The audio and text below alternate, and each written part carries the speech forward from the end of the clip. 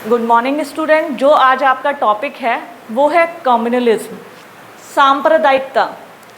जैसे कि हम अपने जो हमारा सोशल प्रॉब्लम पेपर है, पिछले कुछ दिनों से हम लोग पढ़ते आ रहे हैं सामाजिक समस्याओं के बारे में, जिसमें हमने विभिन्न टॉपिक पढ़े हैं। कल हमने इसी के क्रम में पढ़ा था जातिवाद, कास्टिज्म। उसी क्रम में आज आता है सांप्रदायवाद, कम्युनलिज्म। जैसे ये शब्द आता है सांप्रदायवाद, तो कहीं ना कहीं हमारे जहन में वो सब घटनाएं, जिन्हें घटनाएं ना कहकर हम दुर्घटनाएं कहेंगे, एकदम से परिलक्षित हो जाती है, दिमाग में छप जाती हैं। खास तौर पे अगर मैं देखूं तो हमारे टाइम में जब हम छोटे थे, न्यूज़ जब हम देखा करते थे, इस तरह की घटनाएं होती थी और जब वो हम देखते थे तो एकदम से हृदय विदारक, मतलब एकदम से हम देख के क्षुब्ध हो जाते थे और सोचते थे कि ऐसा कैसे हो गया। तो ये वो भारतीय समाज की एक प्रमुख समस्या, जो भारतीय समाज को कहीं ना कहीं अभी भी बेड़ियों में जकड़े हुए हैं। अगर हम इसकी पृष्ठभूमि की बात करें तो इसकी पृष्ठभूमि आज की नहीं है, वो प्राचीन काल से चली आ रही है। तो आज इसी समस्या के बारे में हम विस्तार से पढ़ेंगे। सबसे पहले जो ये शब्द है सांप्रदायिकता, कम्युनलिज्म, ये शब्द आया कहाँ से, ये क्या है, इसका अर्थ क्या है, इसके सबसे पहले अर्थ के बारे में हम समझेंगे। देखिए, सांप्रदायिकता एक उग्र भावना है।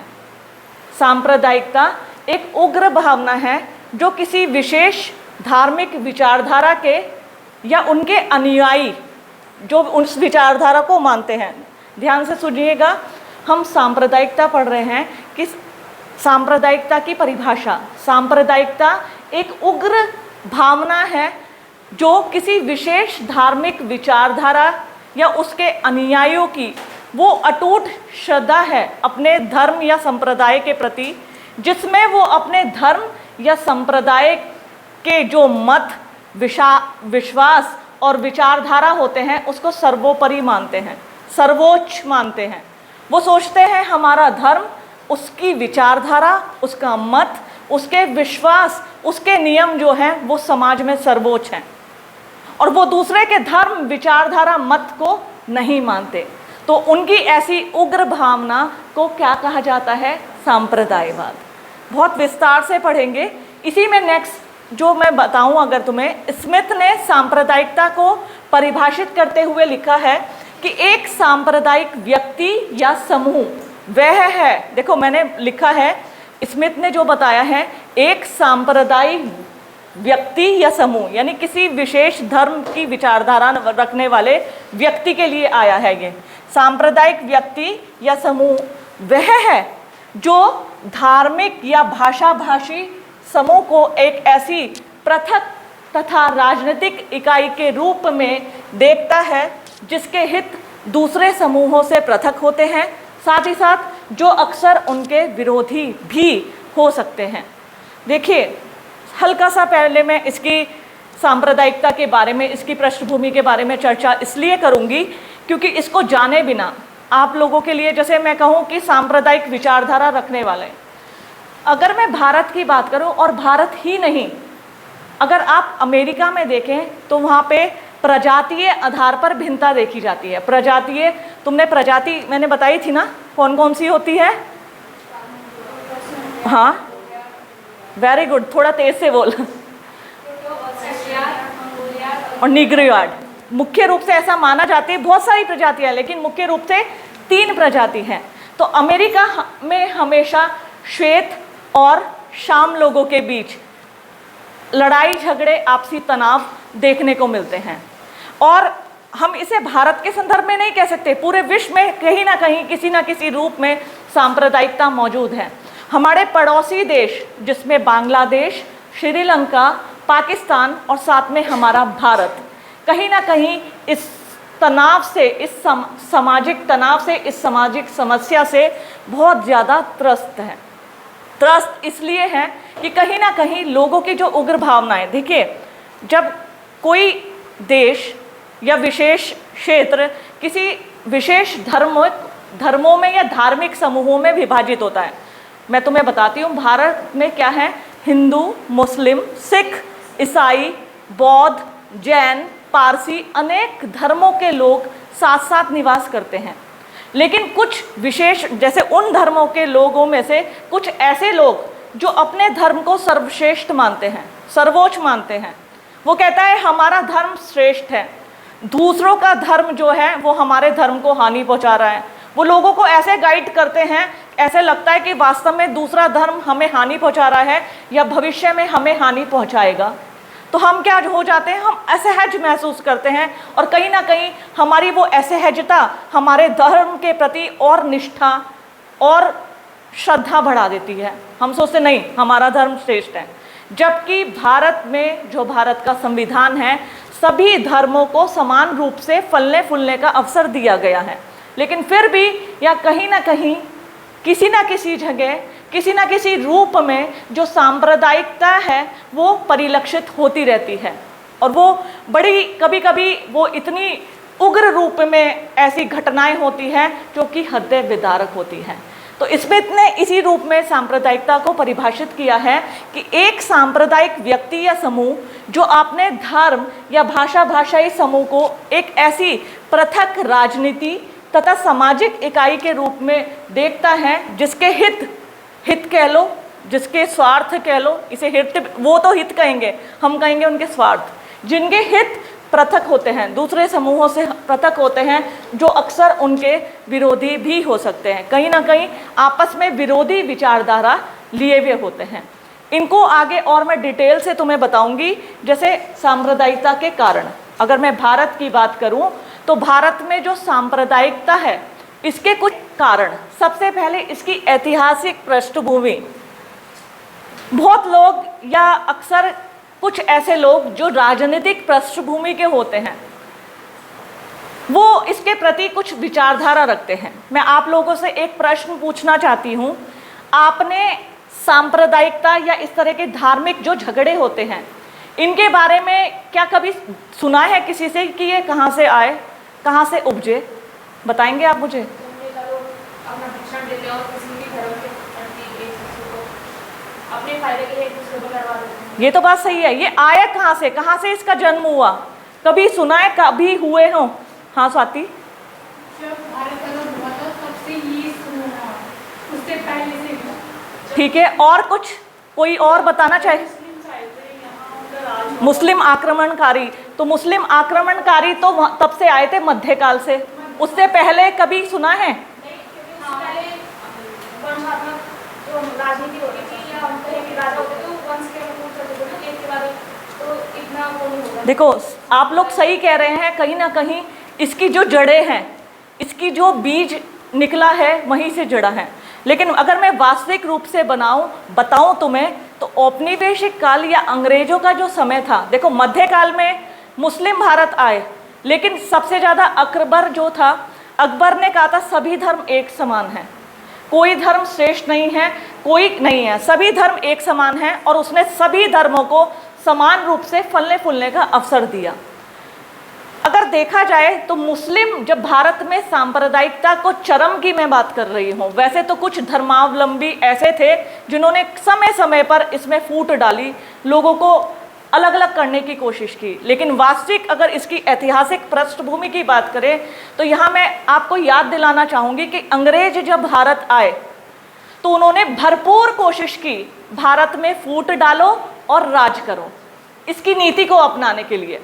और वो मैं तुम्हें कुछ एग्जाम्पल से बताऊंगी। अगर आप लोगों को याद हो 1909 में मार्लो मिंटो सुधार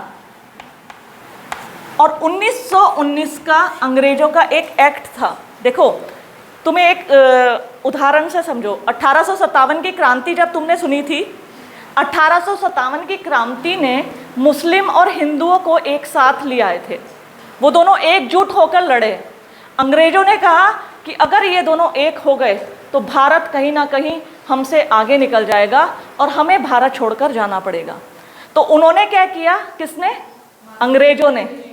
अंग्रेजों ने फूट डालने के लिए सांप्रदायिक निर्वाचन प्रणाली का विस्तार किया। देखो 1909 का मार्ले मिंटो सुधार और 1919 का अधिनियम क्या था, ये टोटली था फूट डालो और राज करो।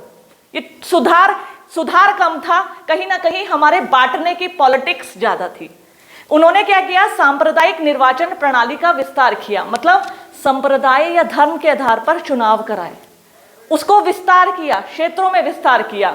उन्होंने सोचा अगर हम इन लोगों को आपस में बांट देंगे तो ये क्या होंगे, बांटने के आधार पर ये कहीं ना कहीं आपस में लड़ेंगे, अपने अधिकारों के लिए लड़ेंगे। अगर ये एक हो गए इन दोनों में, यदि इनमें एकता हो गई तो कहीं ना कहीं हमारा सर्वनाश हो जाएगा।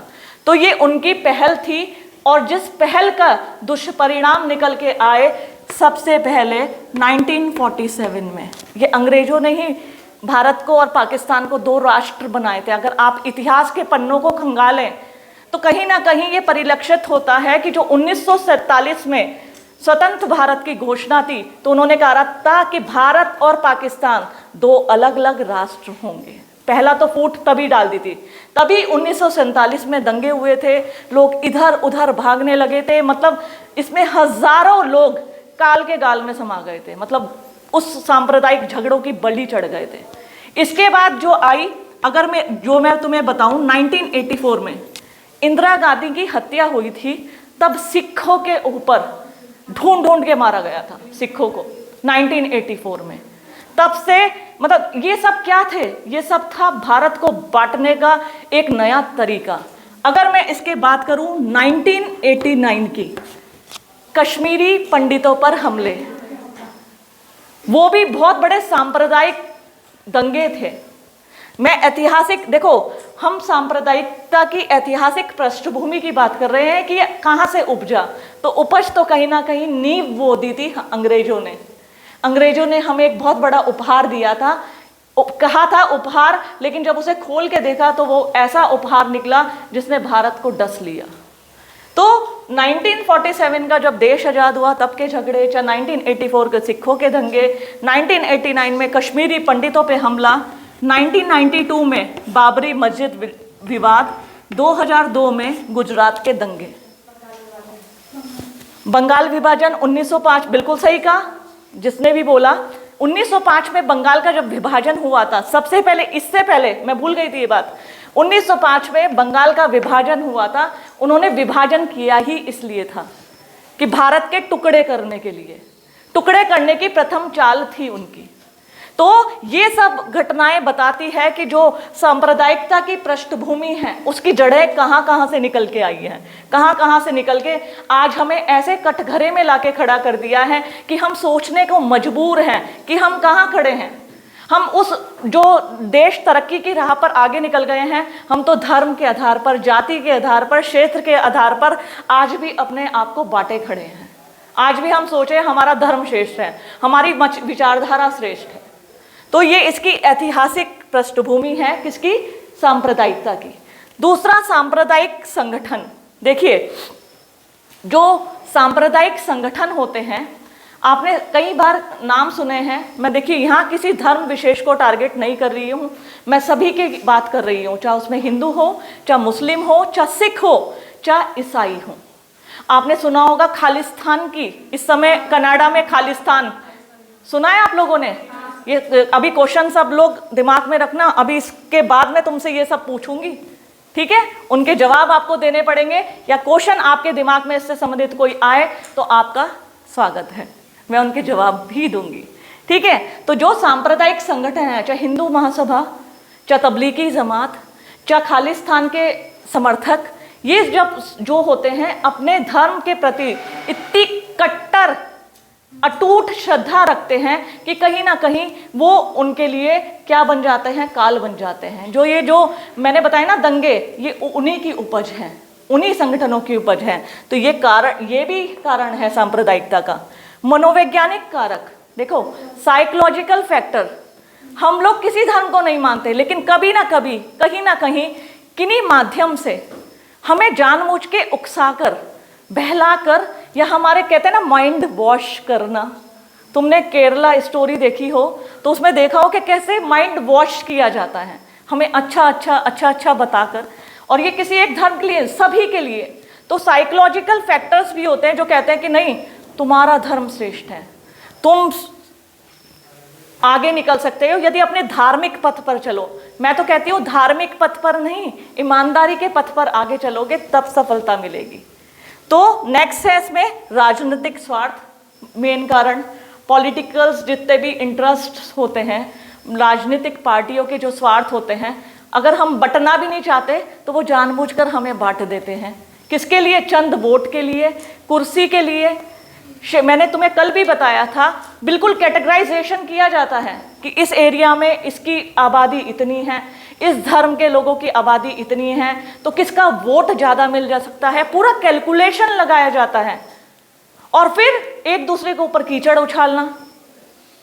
राजनीतिक दल जो होते हैं एक दूसरे के ऊपर लांछन लगाते हैं, कीचड़ लगाते हैं, तो उससे क्या होता है? नुकसान हम लोगों का होता है।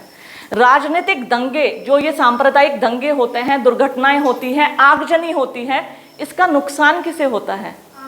आम जनता को। किसी की बाइक जो दवाई लेने के लिए निकला था, एक बार मैं देख रही थी, यूपी के कहीं की घटना थी, एक व्यक्ति अपनी बीमार माँ के लिए दवाई लेने निकला था, उसकी बाइक ही जला डाली।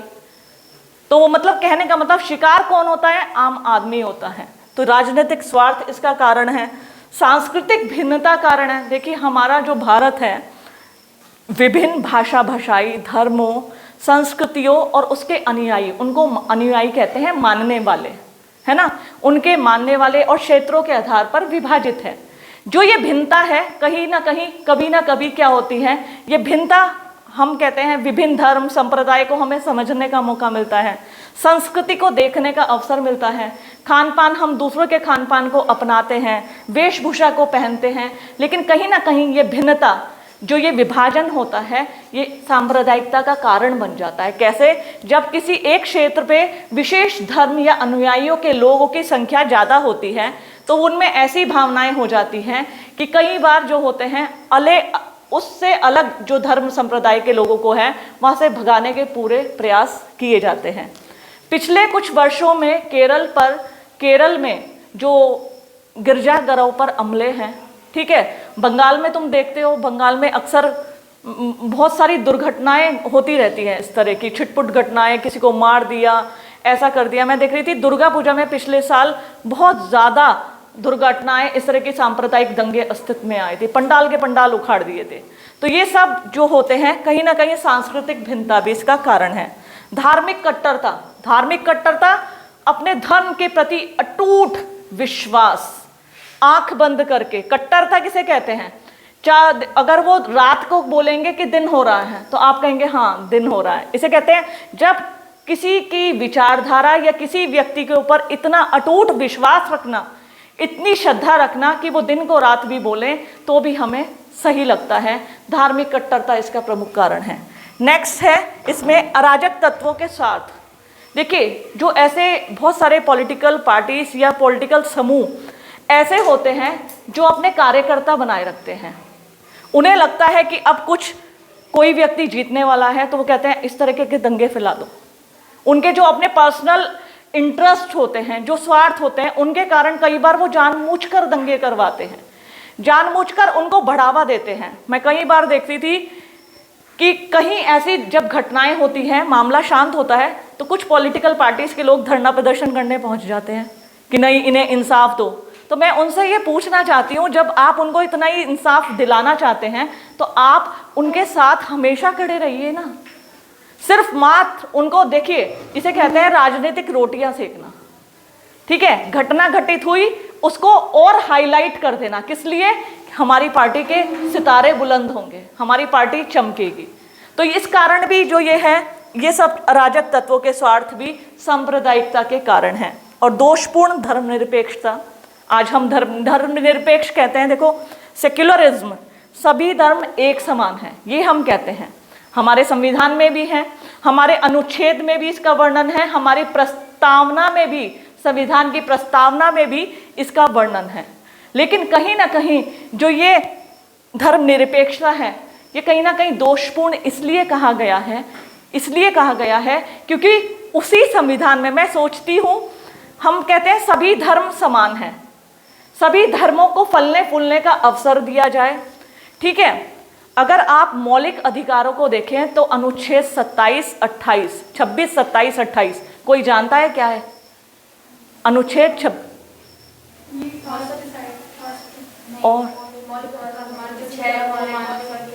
अनुच्छेद 26, 27 क्या है? उसमें देखो मैं बताती हूँ, वो है किसी भी धर्म को फलने फूलने का अवसर दिया जाता है।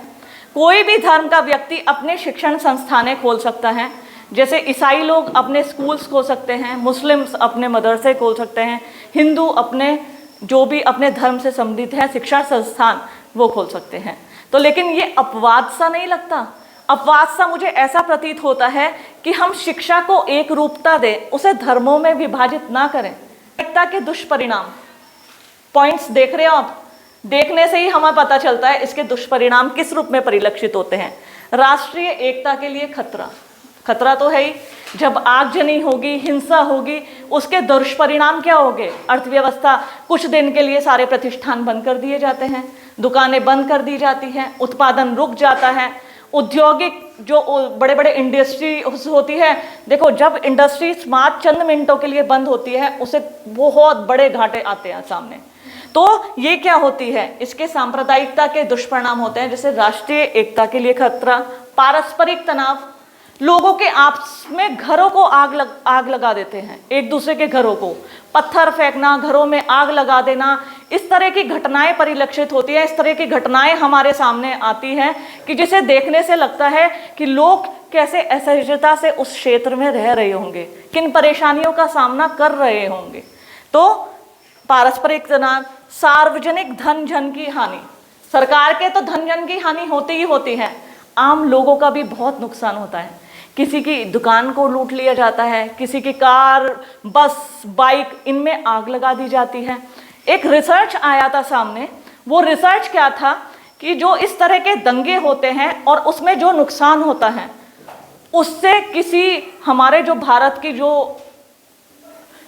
वो है अर्थव्यवस्था, उसको कितने महीनों तक के लिए जितना नुकसान होता है ना, उस नुकसान से अगर सही रूप से उसका यूज किया जाता तो 1 साल की अर्थव्यवस्था सुचारू रूप से चल पाती।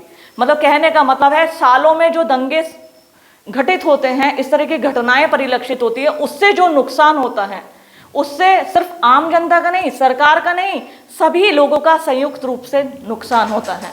और ये जो दुर्घटनाएं हमारे सामने आती हैं, ये क्या होती है, कई लोगों को अनाथ कर देती है, कई लोग अपने परिजनों को खो देते हैं, कई लोग अपना जमा जमाया बिजनेस गंवा देते हैं।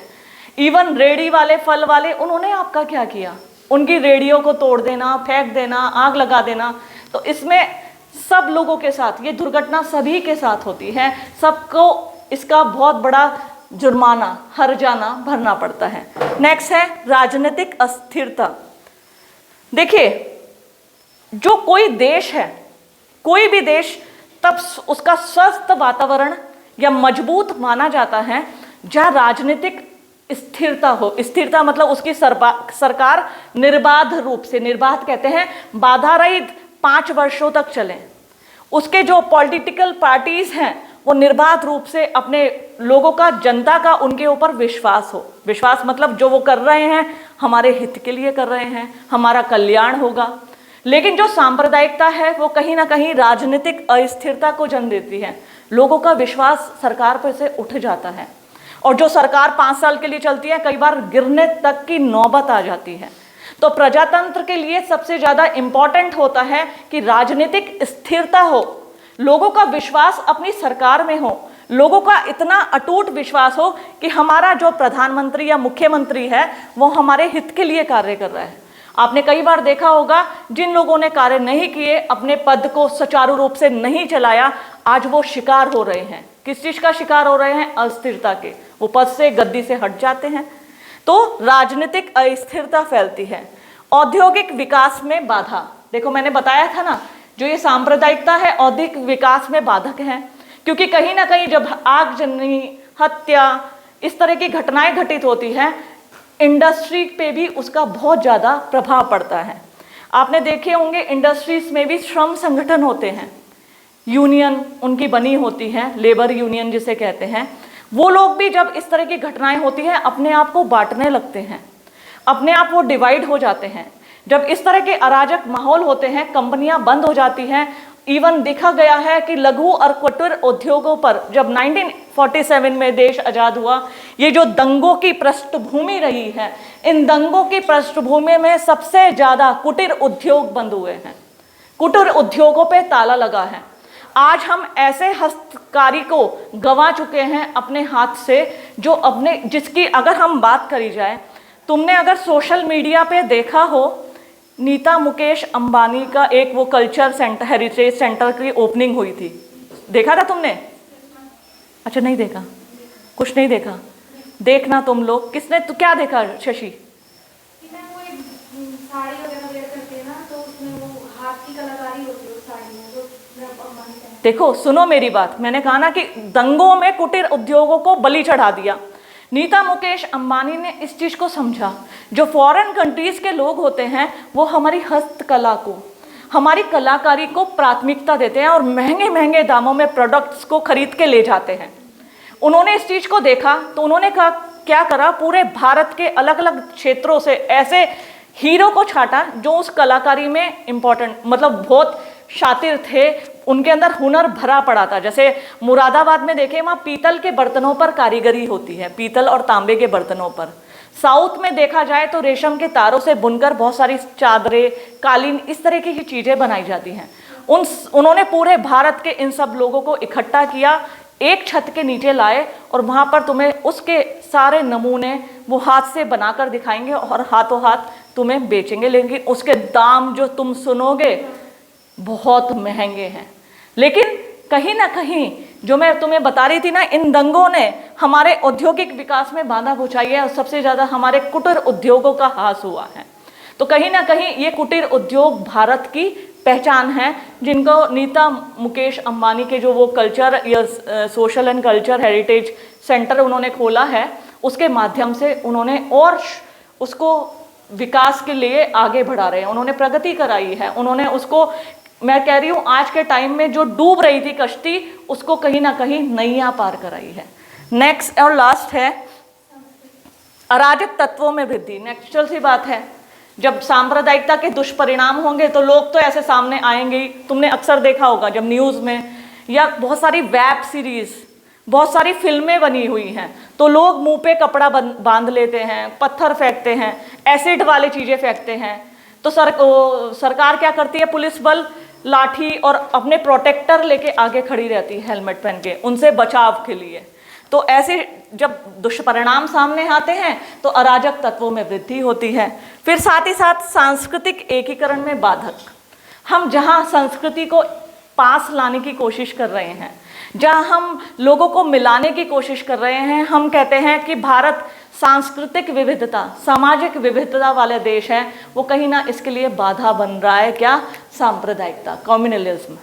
तो ये थे सांप्रदायिकता के दुष्परिणाम। अब आते हैं सांप्रदायिकता को दूर करने के लिए कुछ सुझाव, सजेशंस। देखिए सजेशंस, जैसे कि हम लोग और आप लोग आम जनता हैं, कुछ नहीं कर सकते, लेकिन मैं आपसे ये कहती हूँ, आप लोगों और मेरे हाथ में इतनी ताकत है, हम बहुत कुछ कर सकते हैं। ऐसा मत सोचो कि हम कुछ नहीं कर सकते, हम बहुत कुछ कर सकते हैं। देखिए आज आप लोग, मैं तुम्हें कहूँगी, आप लोगों में अवेयरनेस की कमी है, जागरूकता की कमी है। तुम्हें अपनी योजनाएं कम पता है, उनके लाभ कम पता है, कैसे अप्लाई करना है तुम बहुत कम जानते होंगे, कैसे हम उसका लाभ उठा सकते हैं तुम बहुत कम जानते होंगे। समस्याएं बहुत सारी दिन भर तुम्हारे सामने तुम रूबरू होते रहते हो, लेकिन उसके इलाज भी मौजूद हैं। लेकिन उसका इलाज क्या है? तुम्हें अवेयर होना पड़ेगा। क्या आप जानते हैं प्रधानमंत्री का शिकायत का एक प्रकोष्ठ बना है, सीएम उत्तराखंड का एक हेल्प डेस्क सेंटर बना है, जहां आप कोई भी समस्या से अवगत करा सकते हैं। क्या आप उत्तराखंड पुलिस ऐप, गौरा शक्ति ऐप की बारे में जान सकते हैं? एक वर्कशॉप भी मैंने कराई थी इस पर। तो ये सब क्या है, हमें अवेयर होना पड़ेगा। आप डायरेक्ट प्रधानमंत्री मोदी जी को एक लेटर लिख सकते हैं, बाकायदा कोई टेस्ट करना चाहता है ना, लिखकर भेजना, फिर देखना क्या तुम्हें रिप्लाई आता है। तो अपने अधिकारों के प्रति सचेत होइए, जागरूक होइए, और उनको, और सिर्फ जागरूक नहीं होना है, उन्हें इम्प्लीमेंट भी करना है। लागू करके तो देखो किसको क्या जवाब आता है, लिख के तो देखो क्या आंसर आएगा। तो अवेयर होइए। तो ये कुछ सजेशंस हैं। हालांकि मैंने कहा ना, हम सोचते हैं कि हम क्या कर सकते हैं, हम बहुत कुछ कर सकते हैं। सामाजिक विधानों में एक रूपता। देखिए अगर मैं ये कहूँ, ये पहले के लिए बना था जब भारत में कश्मीर को अलग माना जाता था। धारा 370 तुमने सुना होगा। कश्मीर का अलग झंडा था, अलग संविधान था। आप लोग कश्मीर में जो होते थे ऐसे जाते थे जैसे कहीं बांग्लादेश या श्रीलंका में जा रहे हो, क्योंकि वहाँ ज़मीन नहीं ले सकते थे, वहाँ बस नहीं सकते थे। लेकिन जो हमारी सरकार, वर्तमान सरकार है, उनके प्रयासों से क्या हुआ, धारा 370 हटी। पहले क्या था, सामाजिक विधानों में एक रूपता थी नहीं, किसी का संविधान अलग, किसी का झंडा अलग।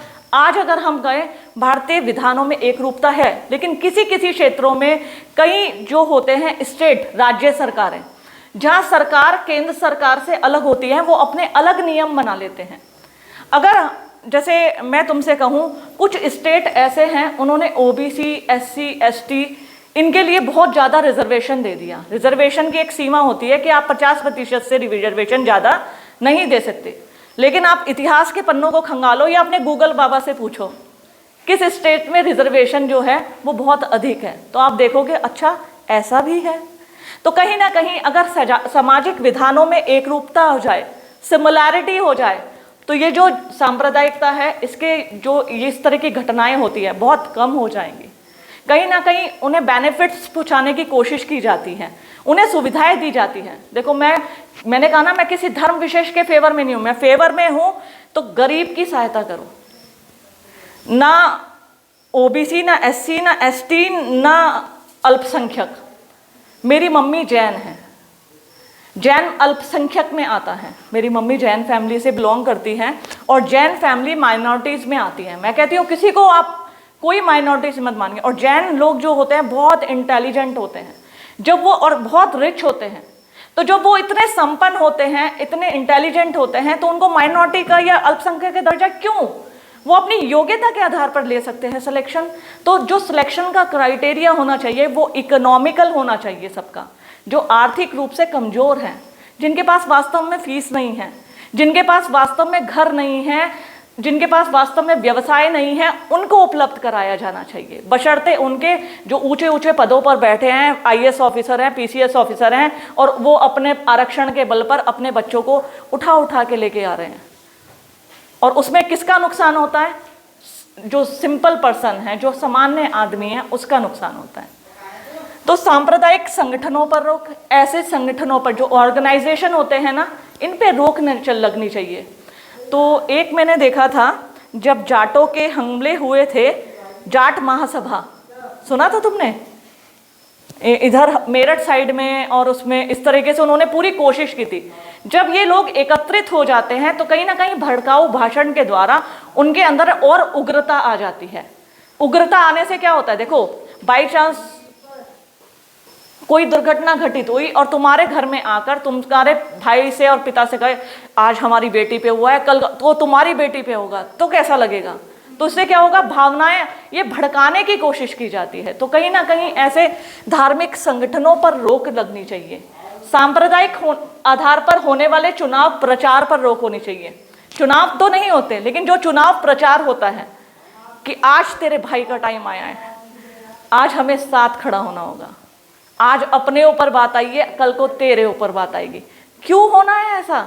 अगर आपके अंदर योग्यता है, आपके अंदर निष्ठा है, आपके अंदर लगन है, आप चुनाव जीत सकते हैं। आप राजनीति को, सांप्रदायिकता को, जाति को, धर्म को सहारा मत बनाइए, उसको अपनी बैसाखी मत बनाइए आगे बढ़ने के लिए। तो ये इस पर रोक होनी चाहिए। शिक्षा द्वारा राष्ट्रीय एकीकरण को प्रोत्साहन।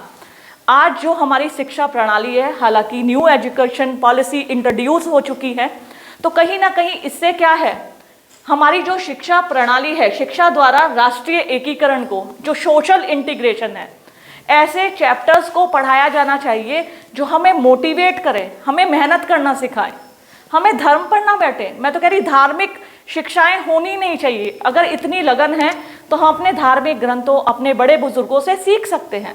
उसको स्पेशल रूप से हाईलाइट करके बिल्कुल पढ़ाया ना जाए। शिक्षा का स्वरूप आधुनिक होना चाहिए, शिक्षा का स्वरूप विकासवादी होना चाहिए, ना कि धार्मिक।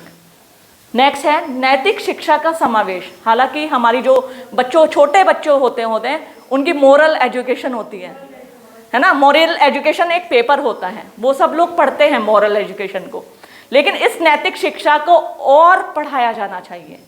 लोगों को पाठ पढ़ाना चाहिए। देखो, बच्चे हमारा भविष्य होते हैं। जब बचपन से ही उन्हें ये सब चीज़ सिखाई जाएगी, एक दूसरे से प्यार करना सिखाया जाएगा, सर्व धर्मों को, सब जातियों को एक समान देखना सिखाया जाएगा, मैं नहीं मान सकती फिर उनके दिमाग को, बच्चे तो कहते हैं ना मिट्टी का घड़ा होते हैं, जैसा तुम ढालोगे वैसा वो ढल जाएंगे। यदि उनकी नींव से स्टार्ट की जाए तो उसका फ्यूचर बहुत अच्छा होगा। विशेष न्यायालयों की स्थापना, देखिए ऐसे केसेस में मैं तो कह रही हूँ स्पेशल कोर्ट लगाने पड़ेंगे। जैसे मैंने देखा था, सरकार ने जब बहुत ज़्यादा कार्बन डाइऑक्साइड और इस तरह पर्यावरण प्रदूषण की समस्याएं परिलक्षित होने लगी थी, तो सरकार ने ग्रीन ट्रिब्यूनल मतलब हरित न्यायालय की अवधारणा आई थी। मतलब जितने भी पर्यावरण को नुकसान पहुंचाने वाले एक्ट और केसेस आते थे, तुरंत फास्ट ट्रैक कोर्ट कहते थे उन्हें, तुरंत उस पर इम्प्लीमेंट होता था, उस पर एक चर्चा होती थी और सजा मिलती थी। तो इसको भी इसी तरीके से विशेष न्यायालयों का गठन करना चाहिए। अल्पसंख्यक समुदाय की धारणा का अंत, मैंने जो अभी अभी बोला ना, जब इतने संपन्न हैं, अल्पसंख्यक क्यों मानना है? धर्म, बौद्ध धर्म, जैन धर्म, पारसी धर्म, ईसाई, सिख, मुस्लिम, अल्पसंख्यक क्यों मानना है? हम अपनी योग्यता के बल पर आगे बढ़ें, ना कि वो बैसाखी के सहारे आगे चलकर बढ़े। लास्ट है प्रशासनिक सुधार की आवश्यकता। जब जब भ्रष्टाचार, जब जब कालाबाजारी, जब जब अनेकों समस्याएं सामने आई, तो सरकार विभिन्न प्रशासनिक सुधार आयोग लेकर आई। मैं ये कहती हूँ, या मेरा और हम सबका ये सुझाव है सरकार से, कि आप ऐसा प्रशासनिक सुधार आयोग लाइए जो सभी धर्मों, हम कहते हैं ना धर्मनिरपेक्ष राष्ट्र की बात तो करते हैं, लेकिन वो सब तरीके से धर्मनिरपेक्ष हो। वो किसी नौकरी के क्षेत्र में, पढ़ाई के क्षेत्र में, चिकित्सा के क्षेत्र में, कहीं देखो, मैंने किसी की पोस्ट पढ़ रही थी फेसबुक पे, उस पर लिखा था सब जगह आरक्षण है, पर आर्मी में तो आरक्षण नहीं है। आर्मी में भी आरक्षण होना चाहिए, है ना? विभिन्न धर्म जब सब जगह मिलता है आरक्षण, तो यहाँ पे भी होना चाहिए, वहाँ अप्लाई नहीं करते। तो कहने का मतलब, यदि ये पॉलिसी बने तो ऐसा प्रशासनिक सुधार आयोग आना चाहिए जो सारी समस्याओं पर गंभीरता से मंथन करे और वास्तव में एक धर्मनिरपेक्ष राष्ट्र की संकल्पना को लेकर आगे बढ़े। तो ये था आपका आज का टॉपिक, सांप्रदायिक।